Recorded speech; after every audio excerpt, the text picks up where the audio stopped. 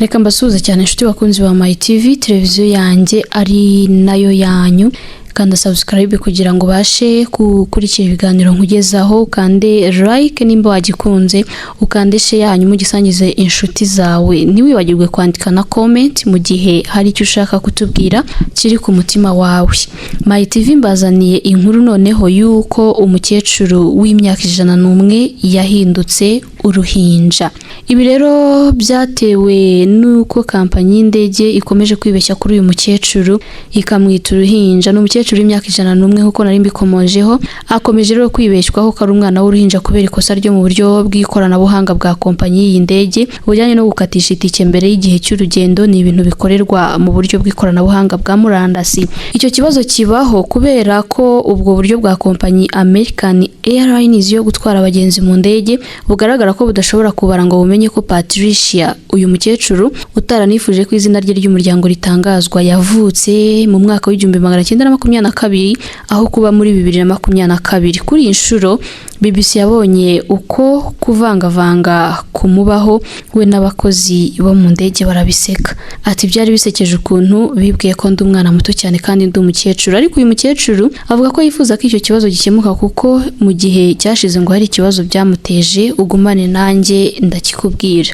Urugero, avuga ko hari ubwo abakozi bo mu kibuga cy'indege batateguye uburyo bwo kumutwara bw'imbere ku kibuga cy'indege kuko bari biteze ko ari uruhinja rushobora kuza ruteruwe. Birumvikana umukecuru w'imyaka 101 yageze ku kibuga cy'indege, hari uburyo haba hateguwe akagare ko kuza kumuvana hategerereza kugeza ku kwinjira mu ndege. Ahangaha rero kubera kumwibeshyaho bakamubona nk'umwana w'imyaka 22, ibintu byibeshwe mu ikoranabuhanga. Ariko nanone wareba isura ye nk'umukecuru ukabona ikoranabuhanga biragoranye ko ryari isobanura ngo rimugire umukecuru nyine, ahubwo ameze nk'uruhinja. Ni ibintu rero byamugizeho ingaruka. Ni ikibazo cyabaye ubwo Patricia yarari mu ndege iva mu mujyi wa Chicago muri leta ya Illinois ijya mu mujyi wa Marquette muri leta ya Michigan muri Amerika. Patricia yarari kumwe n'umukobwa we yitwa Chris. Uyu mukecuru yaravuze ati umukobwa wanjye yakatishije itike mbere y'igihe ku rubuga rwa internet, nuko mudasobwa yo ku kibuga cy'indege yibwira ko itariki yanjye y'amavuko ari 2022 aho kuba 1922. Ibintu nk'ibyo ati byambayeho no mu mwaka ushize, kandi nabwo bari biteze kwakira umwana aho kuba njyewe. Mu gukatisha itike, umwanya wo kwicaramo wa Patricia wari wavuzwe ko ari uw'umuntu mukuru. Ariko bigaragara ko uburyo bwa mudasobwa bwo ku kibuga cy'indege budashobora gutunganya itariki ye y'amavuko igera aho hantu kera cyane, bituma rero ubwo buryo bufata ko ahubwo yavutse imyaka 100 nyuma yaho. Uyu mukecuru wahoze ari umuforomo buri mwaka ukora urugendo rwo mu ndege agiye gusura abo mu muryango we no kugira ngo abe ahunze gati igihe cy'ubukonje bwinshi, avuga ko ku nshuro zombi byamubayeho abakozi ba kompanyi American Airlines bamwitayeho ndetse baramufasha nubwo habayeho urwo rujijo. American Airlines ntiyasubije ubusabe bw'abashatse kumenya impamvu yo kwibeshya kuri uwo mukecuru.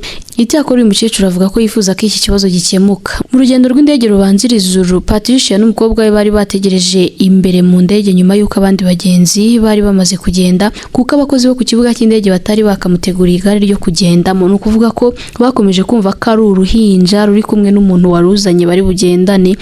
Avuga ko mu gihe imyaka ye nyakuri yaba izirikanywe byanafasha umukobwa we Chris, kuko nyine ngo biramugora ku buryo nk'iyo batateguye gutyo ashobora gukora urugendo nibura rungana n'urw'ikilometero cyose afite imizigo yabo we na mukecuru, kubera ko nta bundi buryo nyine abakozi bo ku kibuga cy'indege bateguye gutwazamo umukecuru.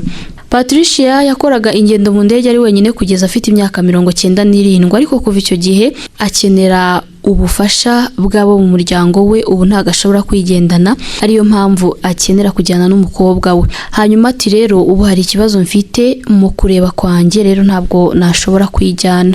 Ariko agashimangira ko ibibazo by'amakuru yo mu ikoranabuhanga bitazamubuza kugenda mu ndege, ndetse akavuga ko afite amashyushyu y'urugendo rwe rukurikiye rwo mu Muhindo. Icyo gihe ngo azaba afite imyaka 102, kandi wenda icyo gihe mudasobwa z'iyo kampanyi y'indege ngo zizaba zaramenye imyaka ye nyakuri.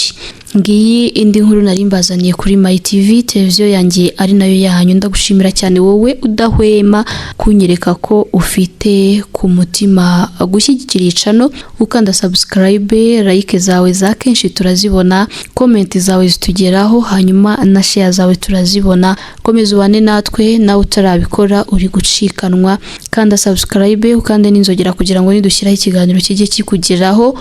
Twiyemeje kubagezaho amakuru yose meza atandukanye agezweho, kugira ngo nawe ufite ibyo uhugiye mudashobora kujya hirya no hino ngo wisomere, nibura ukande kuri My TV, hanyuma ube wabasha kuyumva unakora uturimo twawe.